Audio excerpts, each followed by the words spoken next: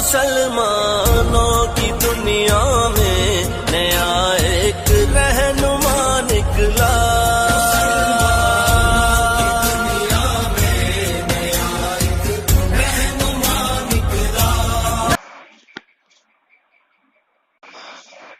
بسم اللہ الرحمن الرحیم۔ اما المقدمة ففي المبادئ التي يجب تقديمها لتوقف المسائل عليها وفيها فصول ثلاثة۔ رہا مقدمہ تو وہ ان ابتدائی چیزوں کے بارے میں ہیں کہ جن کا ان پر مقدم کرنا واجب ہوتا ہے۔ اب کیوں واجب ہوتا ہے؟ اب اس وجہ سے کہ کیونکہ مسائل کا ان ابتدائی چیزوں پر موقوف ہونے کی وجہ سے۔ وفیہا فصول ثلاثۃ، اور اس میں 3 فصلیں۔ عزیز طلباء کرام، اس عبارت کے اندر چند باتیں ہیں، ان کو غور سے سنا کہ سب سے پہلے لفظ اما، کہ یہ لفظ اما جو کہ حروف غیر عاملہ کی 16 قسموں میں سے 12ویں قسم سے آتا ہے۔ 12ویں قسم کون سی ہے؟ حروف شرط۔ تو حروف شرط میں سے کیا ہے؟ اما ہے۔ تو اس کے لیے اما کے لیے ضروری ہے کہ اما جب تفسیر کے لیے آتا ہے تو اس کے جواب میں فا کا داخل ہونا ضروری ہے۔ تو یہاں پر اما یہ تفسیر کے لیے ہے، تو اب اس کے جواب میں فا کہاں پر ہے؟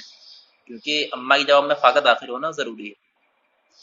تو اما المقدمۃ ففی المبادئ التی، تو ففی المبادئ التی، اس میں فی المبادی کی جو فی پر جو فا داخل ہے یہی اما کا جواب ہے۔ اب ایک مثال اور قرآن پاک سے لیتے ہیں، جیسے کہ وَأَمَّا الَّذِينَ سُعِدُوا فَفِي الْجَنَّةِ۔ اب یہاں پر بھی اما تفسیر کے لیے، تو اس کے جواب فَفِي الْجَنَّةِ میں جو فِي الْجَنَّةِ پر فا داخل ہے یہی جواب ہے اما کا۔ یہ ہوئی اما کی بات۔ اب اس کے بعد آتا المقدمہ۔ تو مقدمہ یہ قدمہ یقدم تقدیم فہو مقدم۔ تو مقدمہ جو ہے یہ اس میں فاعل ہے، اس میں فاعلی گردان ہوگی اس سے مقدم، مقدمان، مقدمون، مقدمۃ، مقدمتان، مقدمات۔ تو مقدمہ جو ہے یہ اس میں فاعل کا صیغہ ہے، اور یہ تقدمہ کے معنی میں ہے کہ آگے ہونے والا۔ اور اصل میں اہل عرب ایک لفظ استعمال کرتے ہیں مقدمۃ الجیش، تو یہ اس کے لیے استعمال کرتے تھے، یعنی لشکر کے اس حصے پر بولا جاتا ہے کہ جو لشکر سے پہلے جا کر اس کے اترنے کا، ٹھہرنے کا انتظام کرتا ہے، اس کے لیے مقدمۃ الجیش بولا جاتا ہے۔ تو اس کے اندر بھی کیا آگے ہونے کے معنی پائے گئے۔ تو یہ مختصراً مقدمے کی بحث پوری ہوئی۔ اب اس کے بعد مقدمے کی 2 قسمیں ہوا کرتی ہیں، ایک ہوتی ہے مقدمۃ العلم اور ایک ہوتی ہے مقدمۃ الکتاب۔ اب مقدمۃ العلم کس کو بولتے ہیں؟ تو مقدمۃ العلم وہ معنی مخصوصہ ہیں کہ جن پر علم کے مسائل کا شروع کرنا موقوف ہوتا ہے۔ مثال کے طور پر تعریف ہے، موضوع ہے، غرض و غایت وغیرہ وغیرہ، یہ سب مقدمۃ العلم مانتے ہیں۔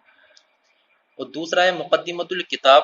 تو مقدمۃ الکتاب کلام کا وہ حصہ ہوتے ہیں کہ جو کتاب میں مسائل سے پہلے لائے جاتے ہیں، چاہے مسائل ان پر موقوف ہوں یا موقوف نہ ہوں۔ مثال کے طور پر جس سے کتاب کے شروع میں آتا ہے بالکل پیش لفظ، انتصاب، رائے، خطبات وغیرہ، تو یہ سب مقدمۃ الکتاب میں آتے ہیں۔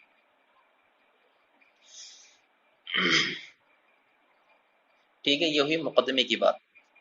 دیکھو اما المقدمۃ ففی المبادئ التی یجب تقدیمها، رہا مقدمہ تو وہ ان ابتدائی چیزوں کے بارے میں ہے کہ جن کا مقدم کرنا واجب ہوتا ہے۔ ٹھیک ہے، یعنی جن ابتدائی چیزوں کو مقدم کرنا واجب ہوتا ہے۔ تو ابتدائی چیزیں کون سی؟ ابتدائی چیزیں وہی ہیں جو مقدمۃ العلم سے ہم کو پتہ چلی، یعنی تعریف، موضوع، غرض و غایت وغیرہ، ان کا پہلے ذکر کرنا ضروری ہے۔ اب کیوں ضروری ہے؟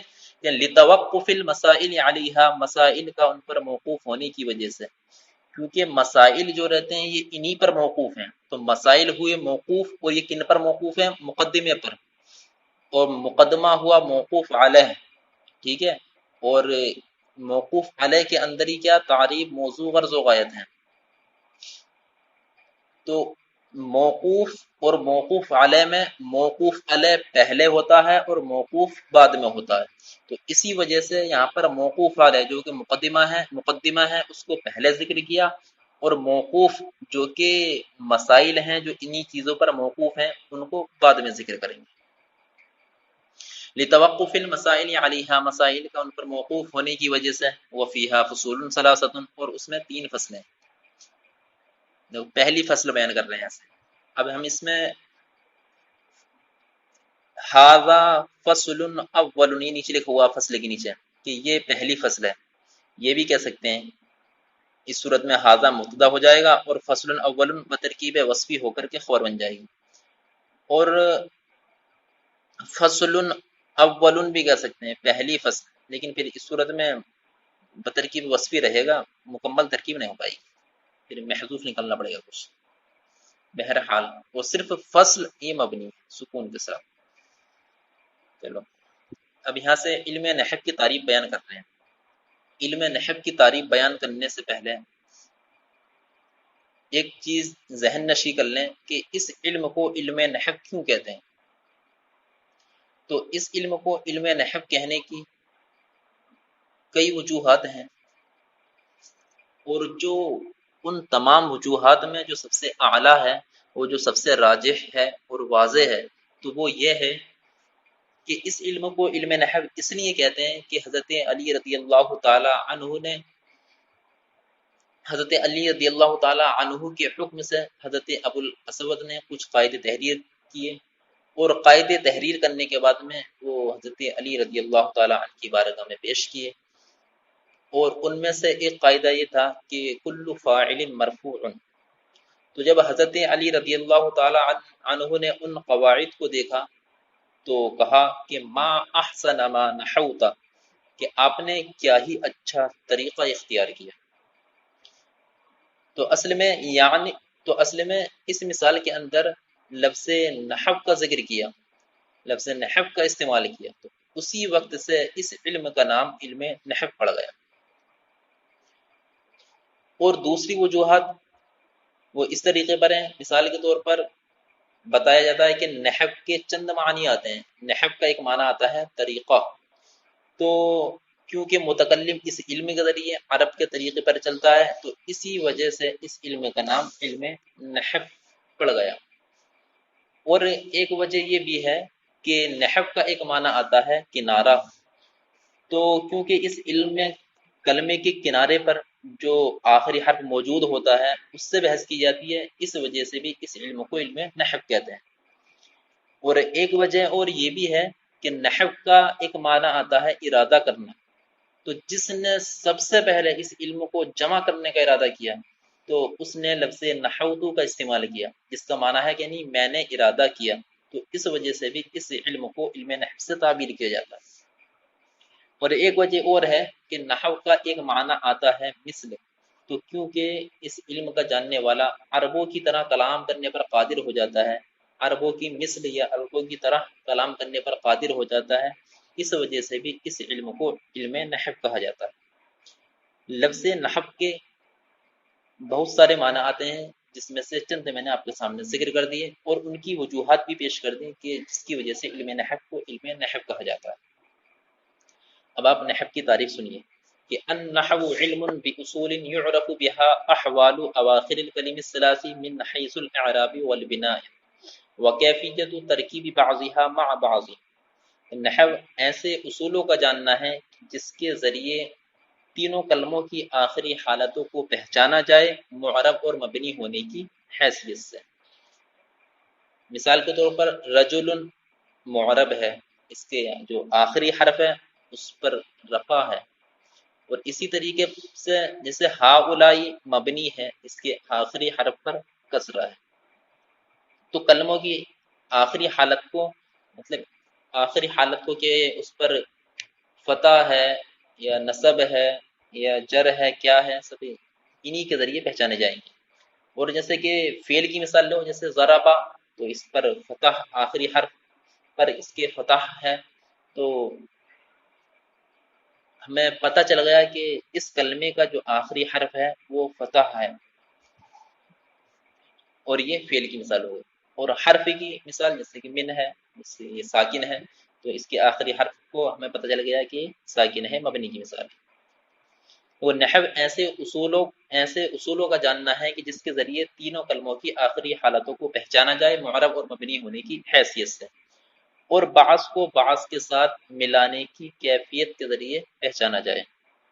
دیکھو یعرف کا نائب فاعل ہے احوال، اور لفظ کیفیت جو اس کے جسٹ نیچے لکھا ہوا ہے اس کا عطف ہے احوال ہی پر، ٹھیک ہے؟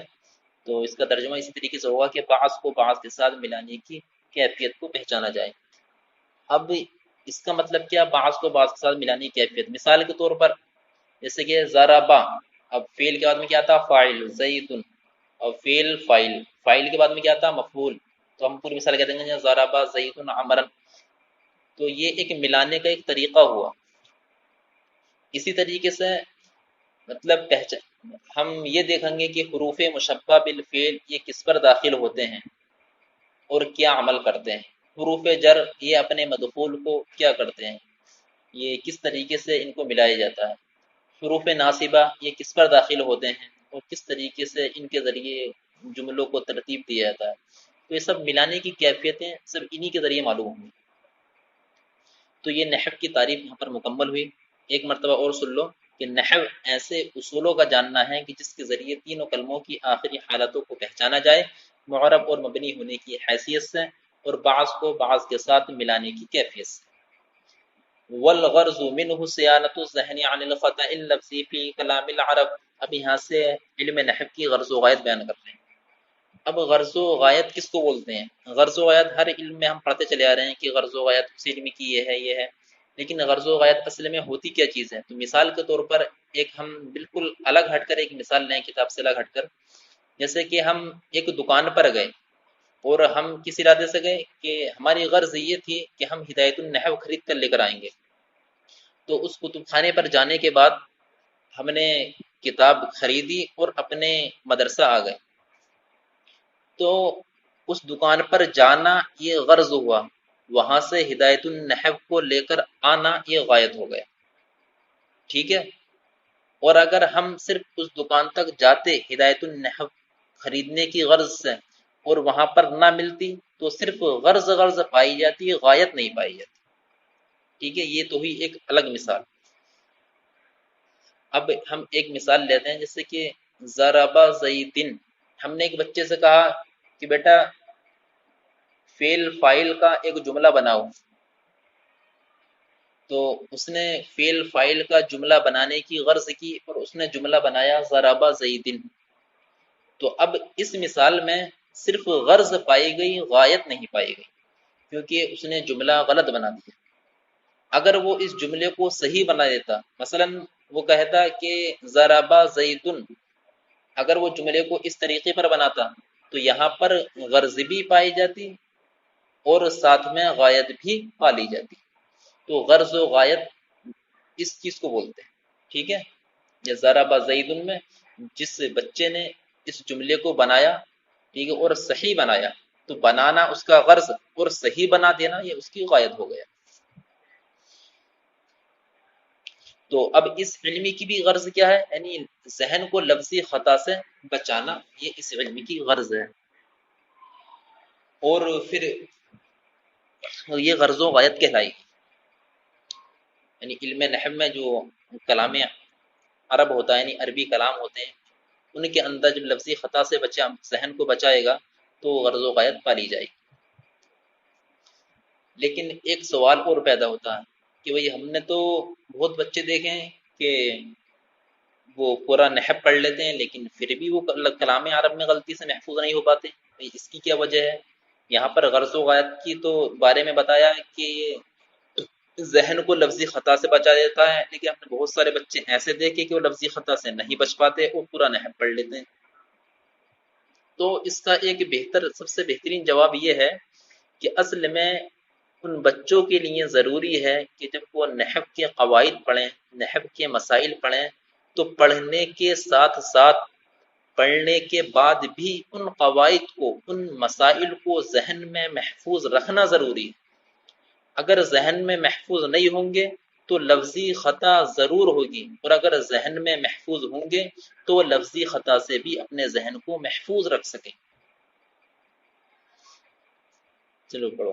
والغرض منہ صیانۃ الذہن عن خطأ اللفظ فی کلام العرب، اور علم نحو کی غرض ہے کہ ذہن کو بچانا ہے خطا لفظی سے کلام عرب میں، وموضوعہ الکلمۃ والکلام، اور اس کا موضوع یعنی علم نحو کا موضوع کلمہ اور کلام ہے۔